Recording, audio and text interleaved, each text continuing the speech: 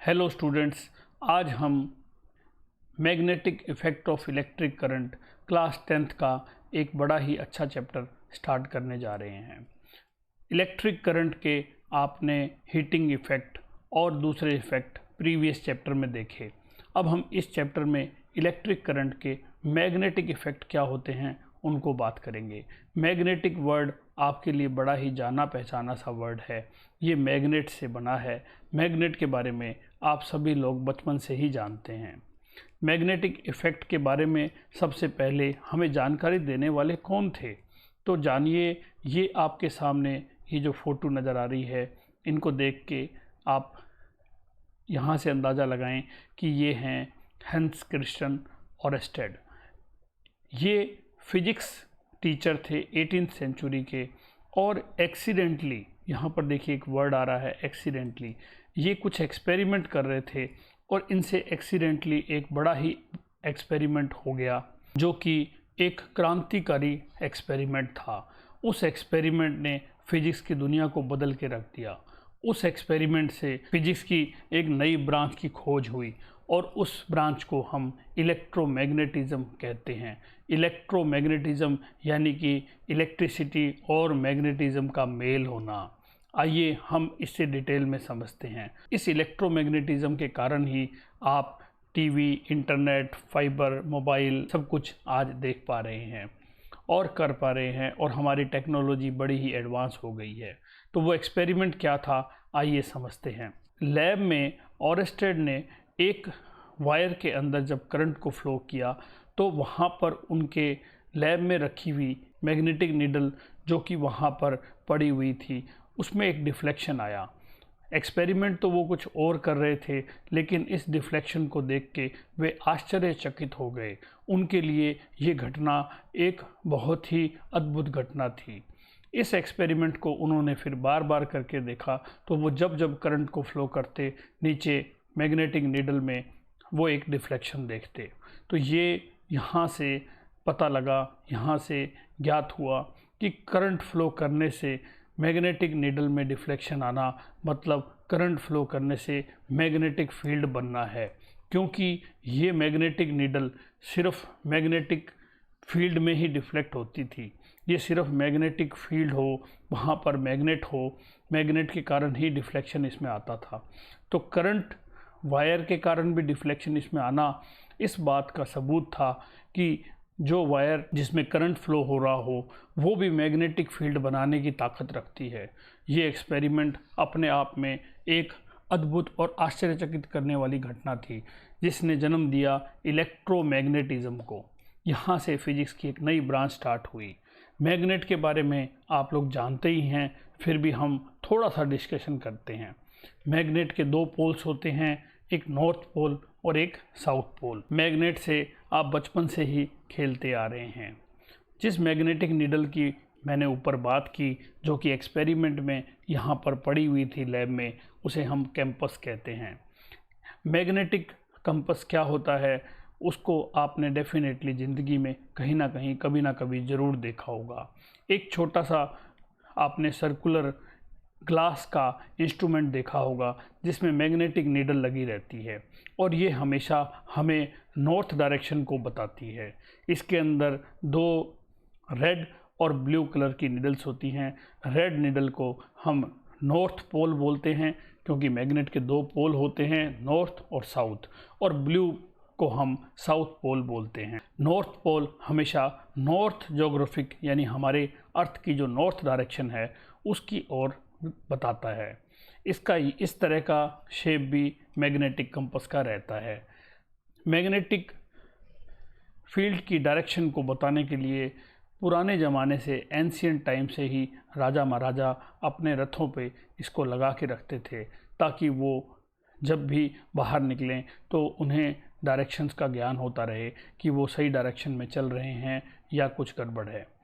Magnetic field की direction बताने के साथ साथ मैग्नेट के बारे में थोड़ी सी बातें और करते हैं। आप लोग बचपन से जब खेलते आ रहे हैं तो आपने देखा होगा कि मैग्नेट के अगर दो सिरे हैं तो आप कई बार तो उनको देखते थे कि वो चिपक जाते थे, लेकिन अगर आप उनकी साइड को पलटकर अगर उनको एक दूसरे के पास लाने की कोशिश करते थे तो आप कितनी भी ताकत लगाते थे और वो सिरे आपस में नहीं चिपकते थे। तो उसका रीज़न भी यहाँ पर हम क्लियर करते हैं कि अगर आप नॉर्थ पोल को नॉर्थ पोल के पास ही लाना चाहेंगे तो वो रिपेल करता है और कभी नहीं चिपकता है, और अगर आप साउथ पोल को नॉर्थ पोल के पास लाते हैं तो वो अट्रैक्ट करता है और चिपक जाता है। ऐसे खेल आप लोग बचपन से ही खेलते आ रहे हैं। तो ये सब मैग्नेट की बातें हमने की। अब हम आगे बढ़ते हैं कि हमारा टॉपिक है magnetic field and magnetic field lines. Magnetic field क्या होता है? एक मैग्नेट के चारों ओर का वह एरिया होता है जहाँ पर वो मैग्नेटिक मटेरियल्स जैसे कि लोहा है, आयरन है, निकल, क्रोमियम, इन सब को वो अट्रैक्ट करती है या करता है, वो मैग्नेटिक फील्ड कहलाता है। मैग्नेटिक फील्ड लाइन हमारे लिए नया टॉपिक है। मैग्नेटिक फील्ड लाइन क्या होती हैं, इसको समझने के लिए आपकी बुक में एक एक्टिविटी दी है। आइए उस एक्टिविटी को देखते हैं। आप एक बार मैग्नेट लीजिए। बार मैग्नेट जैसे बार चॉकलेट होती है उसी तरह से शेप में मैग्नेट होती है, जिसके दो पोल्स तो हमेशा ही रहेंगे मैग्नेट के। ये वाला पोल नॉर्थ है और ये वाला पोल साउथ है। जिस पे डॉट लगा रहता है वो नॉर्थ पोल रहता है। यहाँ पर आप इसके चारों ओर आयरन फीलिंग्स फैला दीजिए। आयरन फीलिंग्स आयरन का बरूदा होता है जो कि आपको इजीली कहीं से भी मार्केट से मिल सकता है। आयरन फीलिंग्स को इसके चारों ओर डालिए और उसके बाद पेपर पे थोड़ा सा हल्का सा कुछ भी फोर्स लगाइए तो आप देखेंगे कि आयरन फीलिंग जो है वो अपने आप को इस तरह से अलाइन करनी स्टार्ट कर देती है। अब हम आगे इसी डायग्राम को देखें तो आयरन फीलिंग अपने आप को इस तरह से अलाइन कर रही है। यहाँ पर देखिए कि आयरन फीलिंग को अगर मैं ध्यान से देखूँ तो मुझे कुछ इस तरह के शेप्स नज़र आ रहे हैं निकलते हुए। देखिए ध्यान से आप अगर देखेंगे तो आपको इस तरह के शेप नज़र आ रहे हैं निकलते हुए। ये मैग्नेटिक फील्ड लाइंस हैं जो कि देखिए यहाँ पर अगर मैं देखूँ तो इस तरह से मूव हो रही हैं। यहाँ पर देखें तो ये सेमी सर्कुलर पाथ में मूव हो रही हैं। यहाँ देखिए तो सेमी सर्कुलर पाथ बन रहे हैं। और यहाँ पर अगर मैं देखूँ तो ये पोल्स के पास में बिल्कुल स्ट्रेट हो रही हैं। पोल्स के पास बिल्कुल स्ट्रेट सी हो रही हैं इस तरह से। तो ये आयरन फीलिंग जिस तरह से अपने आप को अलाइन करती हैं वो ही मैग्नेटिक फील्ड की डायरेक्शंस हैं, और इनको अगर हम मिलाते हैं तो इनसे जो लाइंस बनती है उन्हें हम मैग्नेटिक फील्ड लाइंस कहते हैं। अब हम आगे बात करें तो ये डायग्राम को और थोड़ा स्पष्ट रूप से देखें तो इस तरह से हमें मैग्नेटिक फील्ड लाइंस दिखाई देंगी, जो कि यहाँ पर रेड पोर्शन का मतलब है नॉर्थ पोल और ब्लू पोर्शन का मतलब है साउथ पोल। तो हम यहाँ से देख सकते हैं कि मैग्नेटिक फील्ड लाइंस इस तरह से मूव कर रही हैं कि वो नॉर्थ से साउथ की तरफ चलती हैं। इस डायग्राम में तो ये क्लियर नहीं होता कि वो नॉर्थ से साउथ चलती हैं, लेकिन इसके लिए भी एक छोटा सा एक्टिविटी आपकी बुक में दिया है, उसको हम करते हैं तो वहाँ से डायरेक्शन के बारे में भी पता लगता है। उस एक्टिविटी को जानने से पहले हम यहाँ पर देखें कि अगर हम इस तरह की मैग्नेट लेते हैं, जिसे हम इस शेप की यू शेप की मैग्नेट है, तो वहाँ देखें तो मैग्नेटिक फील्ड लाइंस यानी कि जो आयरन फीलिंग्स है वो अपने आप को इस तरह से अलाइन करती हैं। और ये आयरन फीलिंग जिस तरह से अपने आप को अलाइन कर लेती हैं, अपने आप को अरेंज कर लेती हैं, वो ही मैग्नेटिक फील्ड लाइंस होती हैं और वही मैग्नेटिक फील्ड की डायरेक्शन होती है। तो magnetic field lines magnetic field की डायरेक्शंस को तो magnetic field lines magnetic field की डायरेक्शन को रिप्रेजेंट करने का एक मेथड हुआ। अब हम एक एक्टिविटी जो आपकी बुक में दी है उसको भी देखते हैं कि हमने एक बार मैग्नेट लिया और एक हमने कंपास लिया। बार मैग्नेट के पास कैंपस को लेके जाते हैं तो हमें पता है कि नॉर्थ पोल के पास अगर लेके जाओगे तो मैग्नेटिक कंपास का नॉर्थ पोल इससे रिपेल होगा, और अगर रिपेल होगा तो इससे दूर हट जाएगा। तो यहाँ आप शायद इस डायग्राम में नहीं समझ पा रहे होंगे, आपको बहुत छोटा नज़र आ रहा होगा, लेकिन अभी मैं बता देता हूँ कि इसका जो नॉर्थ जो है वो इस पेन के बिल्कुल पास में यहाँ पर है, इस जगह पर है, और यहाँ पर हम एक डॉट लगा देते हैं। अब हम आगे इस कंपास को लेके चलते हैं तो हम देखते हैं कि ये पहले पीछे हमने एक डॉट लगाया, अब नेक्स्ट नॉर्थ यहाँ आ चुका है, नॉर्थ की अब नई पोजीशन ये है, क्योंकि ये वाला नॉर्थ पोल है तो नॉर्थ इससे दूर जाएगा, इससे रिपेल होगा, तो नॉर्थ की डायरेक्शन अब ये हो चुकी होती है। जैसे जैसे हम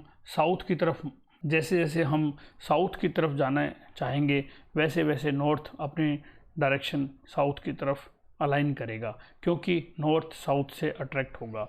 अब हम इन डॉट्स को अगर मिला दें तो हमें कुछ इस तरह का फिगर, ये जो यहाँ पर नज़र आ रहा है आपको, इस तरह का फिगर नज़र आता है।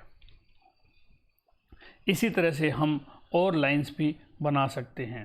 तो अगर हम फाइनली इसको देखें तो हमारा कुछ डायग्राम इस तरह से बनता है। तो जो लाइंस बनती हैं वो इस तरह से बनती हैं। यहाँ पर ध्यान देने की बात यह है कि हमने जो लाइंस बनाई हैं उसमें हमने डायरेक्शन जो शो की है वो नॉर्थ पोल की डायरेक्शन को शो किया है। तो नॉर्थ पोल की डायरेक्शन यहाँ पर देखिए नॉर्थ से अवे होगी, दूर होगी, और साउथ के टुवार्ड्स होगी, यानी साउथ की ओर होगी। तो वो डायरेक्शन ये है, और ये ही डायरेक्शन मैग्नेटिक फील्ड की डायरेक्शन कहलाती है। तो ये मैग्नेटिक फील्ड लाइन इस तरह से बनती हैं, जो कि साइड्स में तो यहाँ पर सेमी सर्कल्स बनते हैं, और नॉर्थ पोल के जस्ट ऊपर अगर हम यहाँ पर मैग्नेटिक नीडल को लेके जाते हैं तो वो बिल्कुल 180 डिग्री पर अपने आप को अलाइन कर लेता है। यानी कि पूरी अगर हम कंपास की बात करें तो वो इस तरह से, अगर मैं नॉर्थ शो करूं तो नॉर्थ इस तरह से ऊपर चला जाता है, ये वाला पोर्शन नॉर्थ बन जाता है, और ये वाला पोर्शन साउथ अपने आप को बिल्कुल 180 डिग्री पर इसके सामने हो जाता है।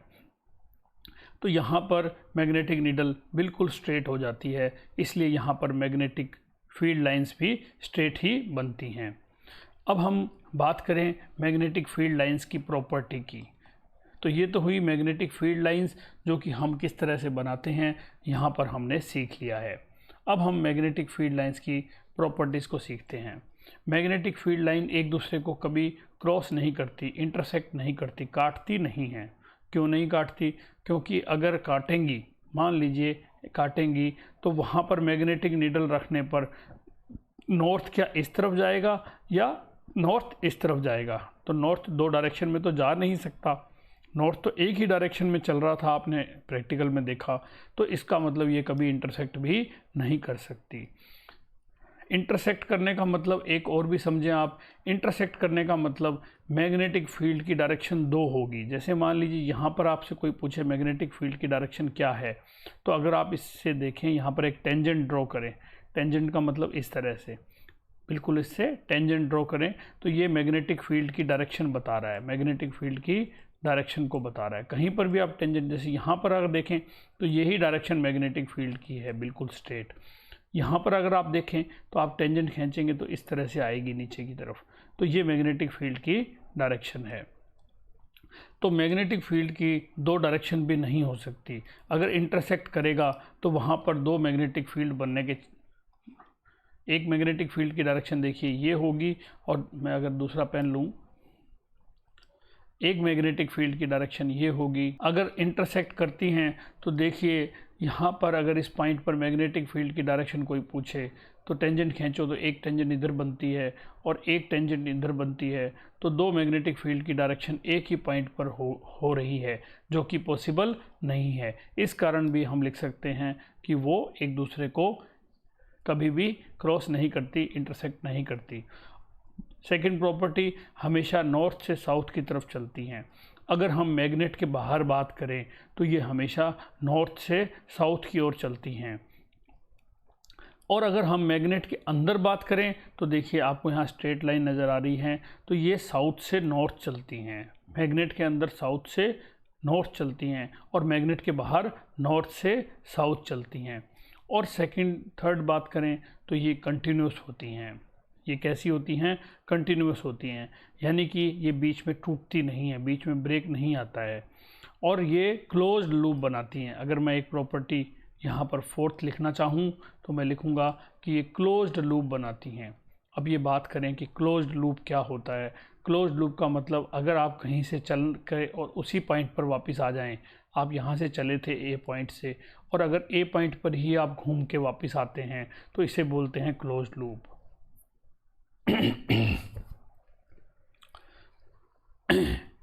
तो ये क्लोज्ड लूप बनाती हैं, यानी कि ये मैग्नेट के बाहर तो नॉर्थ से साउथ चलती हैं, लेकिन मैग्नेट के अंदर साउथ से नॉर्थ चलती हैं। तो मैग्नेटिक फील्ड की फाइनली डायग्राम कुछ इस तरह से बनता है। मैग्नेटिक फील्ड अब हम बात करते हैं magnetic field due to current carrying conductor. चलो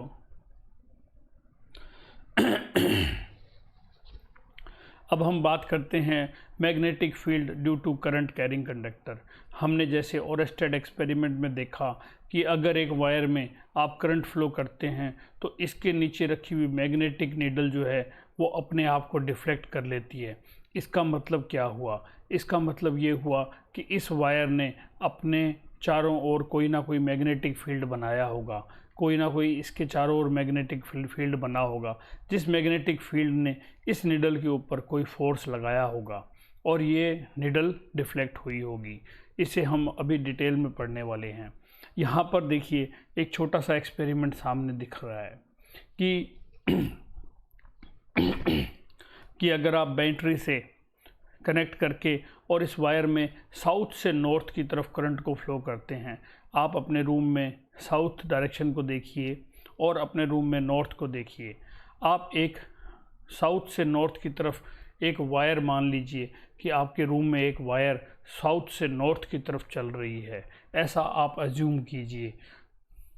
अब आप देखिए कि अगर आप साउथ से नॉर्थ की तरफ करंट फ्लो करें उस वायर में और उसके नीचे मैग्नेटिक नीडल रखें, मैग्नेटिक कंपस रखें, तो आप क्या देखेंगे कि मैग्नेटिक कंपस का जो नॉर्थ पोर्शन है वो अपने आप को वेस्ट डायरेक्शन में, आपके रूम में वेस्ट, जहाँ पर जिस तरफ सूरज छिपता है उस तरफ अपने आप को डिफ्लेक्ट कर लेता है। और अगर आप करंट की डायरेक्शन को बदल दें और करंट अब की बार आप नॉर्थ से साउथ की तरफ उस वायर में चलाएं, तो आप देखेंगे कि जो नीचे रखी हुई मैग्नेटिक कंपस है उसका नॉर्थ अपने आप को आपके रूम में ईस्ट, यानी जिस तरफ सूरज उगता है उस तरफ अपने आप को डिफ्लेक्ट कर लेता है। तो यहाँ से ये बात पता लगती है कि वायर में करंट की डायरेक्शन बदलने से मैग्नेटिक फील्ड की डायरेक्शन भी उसकी बदल जाती है। तभी तो ये मैग्नेटिक नीडल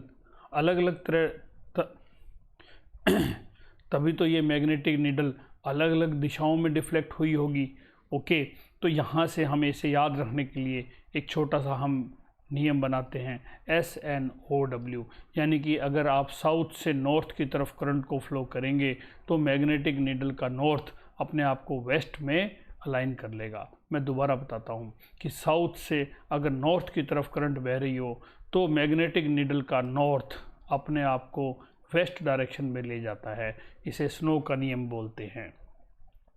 अब हम एक छोटा एक्सपेरिमेंट और समझते हैं जिससे हमें वायर के कारण बनने वाले मैग्नेटिक फील्ड की डायरेक्शन का पता लगेगा। हम एक वायर लेते हैं जिसे हम अमीटर, सेल, की, रियोस्टेट इत्यादि से जोड़कर इस तरह का एक सिस्टम बनाते हैं और इसके ऊपर हम इस बोर्ड पर अगर हम आयरन फीलिंग को फैला दें तो वो इस तरह से फैल जाती है। अब जैसे ही हम, ये वायर है, इस वायर में जैसे ही हम करंट फ्लो करने स्टार्ट करते हैं तो हम क्या देखते हैं कि वो आयरन फीलिंग ऐसे गोल गोल अपने आप को अलाइन कर लेता है।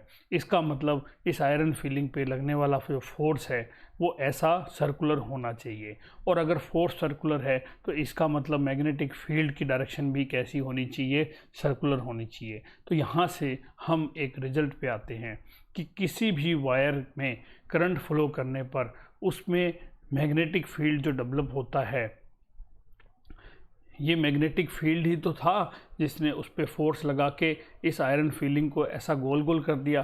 तो जो मैग्नेटिक फील्ड बनता है, यहाँ से हम एक कंक्लूजन पे आते हैं कि वो मैग्नेटिक फील्ड वायर में गोल गोल होता है। और उसका डायरेक्शन बताने के लिए हम राइट हैंड थंब रूल, आज हम एक नियम सीखते हैं जिसे हम राइट हैंड थंब रूल बोलते हैं और एग्जामिनेशन में भी पूछते हैं इसके बारे में कि राइट हैंड थंब रूल क्या है। तो बड़ा सिंपल है कि किसी भी कंडक्टर में, किसी भी वायर में अगर करंट फ्लो हो रही है तो आप अपने थंब को उस करंट की डायरेक्शन में कर दीजिए। यानी कि अगर करंट यहाँ पर नीचे से ऊपर जा रही है तो आप थंब ऊपर की ओर कर दीजिए, अगर करंट ऊपर से नीचे होती तो आप थंब नीचे कर देते। तो आप अपना राइट हैंड लेना है आपको हमेशा, और अपने राइट हैंड के थंब को करंट की डायरेक्शन में कर दो। अब आप देखो, अगर अपनी उंगलियों को थोड़ा सा आप कर्व दोगे, मोड़ोगे, तो उंगलियां जिस डायरेक्शन में आपकी सारी उंगलियां मुड़ रही हैं वो ही डायरेक्शन मैग्नेटिक फील्ड की डायरेक्शन होगी। तो यहाँ पर आप देख रहे हैं कि ये जो फिंगर्स आपकी मुड़ रही हैं ये ही मैग्नेटिक फील्ड की डायरेक्शन है। तो यहाँ पर आप देख सकते हैं कि मैग्नेटिक फील्ड की डायरेक्शन ऊपर डायग्राम में आपको शो की गई है कि मैग्नेटिक फील्ड की डायरेक्शन क्या है। अब ये क्लॉकवाइज है या एंटी क्लॉकवाइज है, ये भी समझना बड़ा ही इम्पोर्टेंट है और एक थोड़े से जादू जैसा है। आप कोई भी एक करंट कैरिंग कंडक्टर मान लीजिए, करंट उसमें फ़्लो हो रही है और करंट नीचे से ऊपर की ओर फ्लो हो रही है। अब आप अपने थंब को अपने ऊपर की ओर अपने थंब को कीजिए और अपनी फिंगर्स को मोड़िए, तो आप देखेंगे कि आपकी फिंगर्स जिस डायरेक्शन में मुड़ रही हैं वो डायरेक्शन ही मैग्नेटिक फील्ड की डायरेक्शन होनी चाहिए, तो वो इस तरफ मुड़ रही होंगी। अगर आप अपने हाथ को नीचे अपनी चेस्ट के पास रखा हुआ है आपने, तो आप देखिए कि आपको वो मुड़ी हुई फिंगर्स कौन सी डायरेक्शन में दिख रही है। एक बार फिर देखिए कि वो आपको किस डायरेक्शन में दिख रही हैं। तो वो जो डायरेक्शन आपको नज़र आ रही है वो एंटी क्लॉकवाइज है। आप ऊपर से देख रहे हैं, हाथ आपका अपनी चेस्ट के पास में है, तो आप देखिए कि आपको वो डायरेक्शन एंटी क्लॉकवाइज नज़र आ रही है। लेकिन अगर आप उसी हाथ को, एंटी क्लॉकवाइज है वो, अगर आप उसी हाथ को ऊपर की ओर ले जाते जाएं, उसी डायरेक्शन में गोल गोल पहले घुमाइए आप, एंटी क्लॉकवाइज अपने फिंगर से राउंड करिए और आप उसी राउंड करते करते करते अपने नोज़ की सीध में लेके आइए, आइज़ की सीध में लेके आइए। अब आइज़ से ऊपर अपने हेड पर ले जाएं और गोल गोल घुमाते रहें। तो आप देखिए, रुकना मत, आप चलते रहना, तो आप देखेंगे कि वो जो डायरेक्शन आपको ऊपर से देखने पर एंटी क्लॉकवाइज नज़र आ रही थी, अब आप जब आपका हाथ आपके हेड से ऊपर आ गया है तो आपको वो क्लॉकवाइज नज़र आ रही होगी, तो वो आपको क्लॉकवाइज नज़र आने लग जाएगी।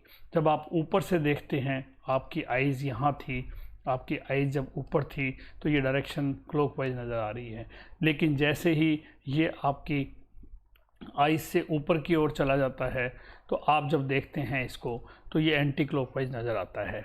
तो यहाँ से हमें ये भी पता लगता है कि मैग्नेटिक फील्ड की डायरेक्शन हमें ऊपर से देखने पर अलग नज़र आ रही है और नीचे से देखने पर अलग नज़र आ रही है। तो एक बात यहाँ से क्लियर और आती है कि जो भी सर्कुलर मैग्नेट्स होते हैं, आपने मार्केट में देखे होंगे कि सर्कुलर मैग्नेट्स होते हैं जो स्पीकर्स में या कई तरह के इंस्ट्रूमेंट्स में आपको लगे हुए नज़र आते हैं। उसके अंदर नॉर्थ और साउथ पोल कहाँ होंगे, ये क्वेश्चन आपके माइंड में ज़रूर अराइज़ हुआ होगा कि बार मैग्नेट में तो चलो ठीक है, ये वाला नॉर्थ हुआ, ये वाला साउथ हुआ, लेकिन जो राउंड शेप की मैग्नेट्स होती हैं उनके अंदर नॉर्थ और साउथ कहाँ होते हैं। इस तरह की मैग्नेट्स भी आपने राउंड शेप की ज़रूर देखी होंगी, तो उनके नॉर्थ और साउथ कहाँ होते हैं। अगर आपने इस तरह की मैग्नेट से कभी खेले हो आप, तो आपने देखा होगा कि ये भी उसी तरह से एक साइड से तो चिपक जाती हैं और एक साइड से अगर पास में लेके आते हैं तो बिल्कुल हम कितना ही फोर्स लगाएं चिपकती नहीं है। तो वही होते हैं, इसका एक पोर्शन, एक साइड नॉर्थ पोल होती है और इसका दूसरे साइड जो हमें इस वक्त नज़र नहीं आ रहा है, हम उसको यहाँ देखें तो वो साउथ होता है। यानी कि इसमें सर्कुलर पोर्शन एक नॉर्थ है और एक साउथ है। उसका रीज़न यहाँ से ही क्लियर होता है कि मैग्नेटिक फील्ड की डायरेक्शन एक जगह से एंटी क्लॉकवाइज दिख रही है और एक जगह से क्लॉकवाइज दिख रही है। अब जहाँ से हमें क्लॉकवाइज दिख रही होती है, ये देखिए, एस को अगर मैं थोड़ा सा ऐसा बना दूँ तो ये क्लॉकवाइज डायरेक्शन को दिखा रहा है। तो जहाँ से हमें क्लॉकवाइज नज़र आती है वो साउथ पोल होता है, और जहाँ से हमें, अगर मैं एन को ऐसा बना दूँ, इनको ऐसा बनाया जा सकता है। देखिए अगर ऐसा बना दें तो ये एंटी क्लॉकवाइज को शो कर रहा है। तो जहाँ से हमें एंटी क्लॉकवाइज नज़र आती है वो नॉर्थ पोल है, और जहाँ से हमें क्लॉकवाइज नज़र आती है वो साउथ पोल बन गया है। क्योंकि ये अब हम इसी एक्सपेरिमेंट में थोड़ी सी बातें और कर लेते हैं। अगर हम यहाँ बात करें कि अगर हम करंट को इंक्रीज़ कर दें, अगर हम करंट को बढ़ा देते हैं तो हम क्या देखते हैं कि मैग्नेटिक फील्ड भी बढ़ जाता है। अगर हम इस करंट कैरिंग कंडक्टर में करंट की वैल्यू बढ़ाते हैं तो हम देखते हैं कि मैग्नेटिक फील्ड भी इंक्रीज़ हो जाता है। और इसके अंदर हम ये देखें कि हम जैसे जैसे इस वायर से दूर जाते हैं, जैसे जैसे हम इस वायर से दूर जाते हैं, वैसे वैसे मैग्नेटिक फील्ड की स्ट्रेंथ कम होती जाती है। यानी कि करंट के तो मैग्नेटिक फील्ड प्रोपोर्शनल हुआ, लेकिन डिस्टेंस की अगर बात करें तो मैग्नेटिक फील्ड डिस्टेंस के इन्वर्सली प्रोपोर्शनल हुआ। जैसे जैसे हम दूर जाते हैं मैग्नेटिक फील्ड लाइंस कमज़ोर होती जाती हैं। यहाँ पर भी ऐसा आप देख सकते हैं कि जैसे जैसे हम इससे दूर जाते हैं वैसे वैसे मैग्नेटिक फील्ड कमज़ोर हो रही है। अब हम बात करते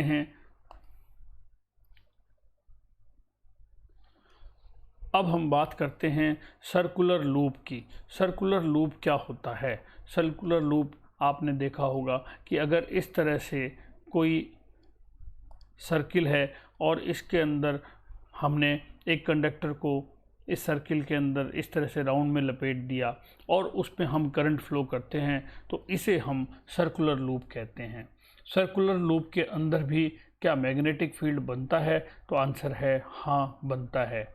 क्योंकि जब भी आप किसी भी कंडक्टर में करंट फ्लो करोगे तो उसमें मैग्नेटिक फील्ड तो बनेगा ही। तो सर्कुलर लूप में कैसे मैग्नेटिक फील्ड बनता है, आइए उसे भी समझते हैं।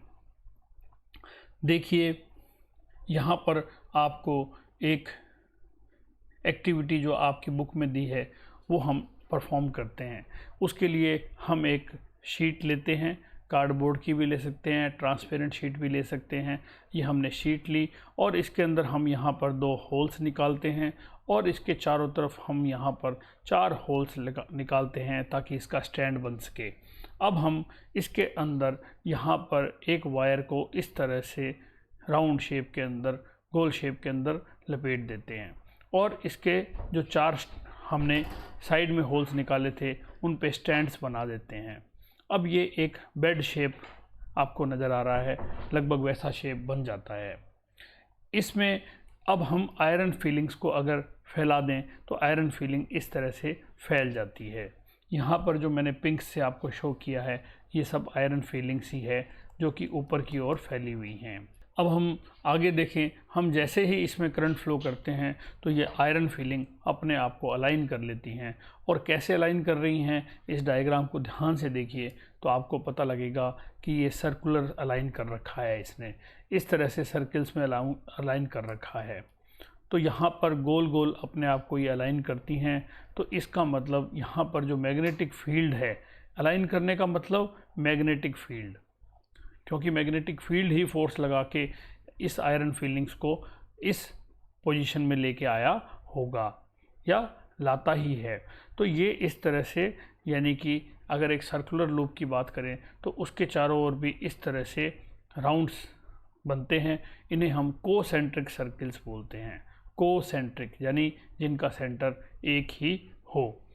जब ये सर्किल्स सेंटर में पहुंचते पहुंचते बड़े हो जाते हैं तो आप यहाँ देख सकते हैं कि यहाँ पर मैग्नेटिक फील्ड इस जगह पर सब बीच में बिल्कुल स्ट्रेट हो जाता है। यहाँ पर देखिए, आप इनको देखेंगे तो आपको ये लाइंस बिल्कुल स्ट्रेट नज़र आ रही हैं। तो यहाँ पर मैग्नेटिक फील्ड कैसा हो जाता है, ऑलमोस्ट स्ट्रेट हो जाता है।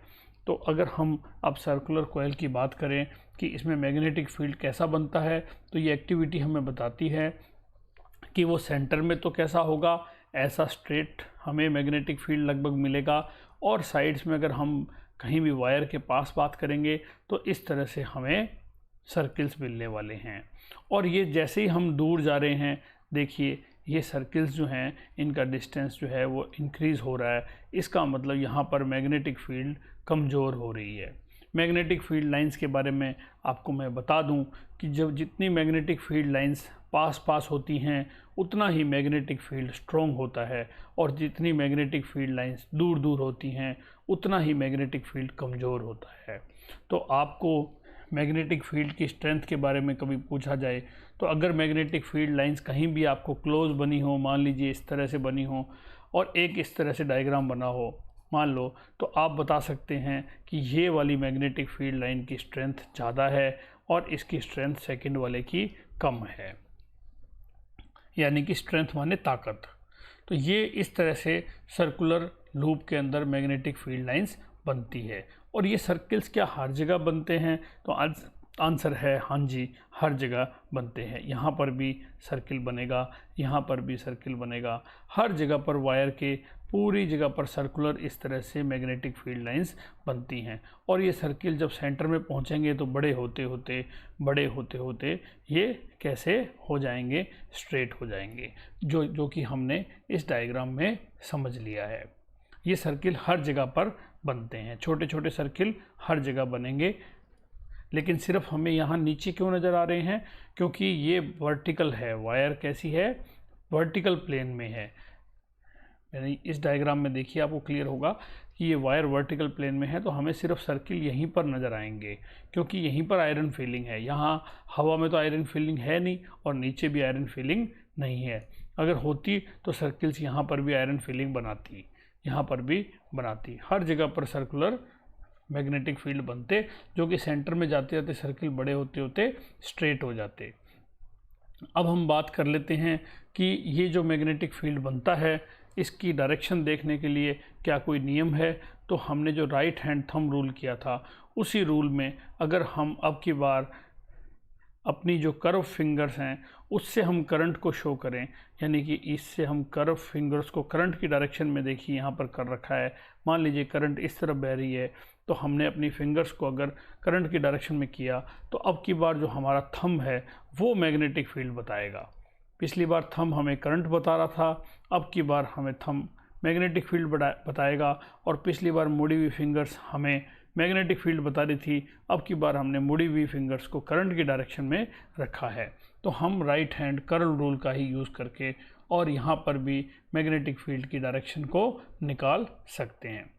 मैग्नेटिक फील्ड की अगर स्ट्रेंथ की मैं बात करूँ तो मैग्नेटिक फील्ड की स्ट्रेंथ जो है वो नंबर ऑफ़ टर्न्स पे डिपेंड करती है। यानी कि यहाँ पर देखें, इस प्रैक्टिकल में आपने इन वायर को एक दूसरे के साथ काफ़ी एक के ऊपर एक लपेट रखा है, तो यहाँ पर नंबर ऑफ़ टर्न्स बढ़ाए गए हैं। आपने नंबर ऑफ़ टर्न्स बढ़ाने से इसमें उतनी ही ज़्यादा करंट बढ़ी है, और आपको पता है जितनी ज़्यादा करंट होती है उतना ही मैग्नेटिक फील्ड भी स्ट्रॉन्ग होता है। तो नंबर ऑफ़ टर्न्स जितने ज़्यादा होंगे उतना ही मैग्नेटिक फील्ड स्ट्रॉन्ग बनता है। मैग्नेटिक फील्ड को B सिंबल से हम शो करते हैं, तो उतना ही मैग्नेटिक फील्ड स्ट्रॉन्ग बनता है। जितनी करंट ज़्यादा होती है उतना ही मैग्नेटिक फील्ड स्ट्रॉन्ग बनता है। और डिस्टेंस के साथ आपको मैं पहले ही बता चुका हूँ कि जैसे जैसे हम दूर जाते हैं वैसे वैसे मैग्नेटिक फील्ड हमारा कमज़ोर होता है। तो जैसे जैसे डिस्टेंस बढ़ेगी वैसे वैसे मैग्नेटिक फील्ड क्या होता जाएगा? कम पावरफुल होता जाएगा। तो ये सब बातें हमने की। अब हम नेक्स्ट वीडियो में, नेक्स्ट पार्ट में इस चैप्टर के अगले टॉपिक्स को लेंगे। Have a nice day, bye.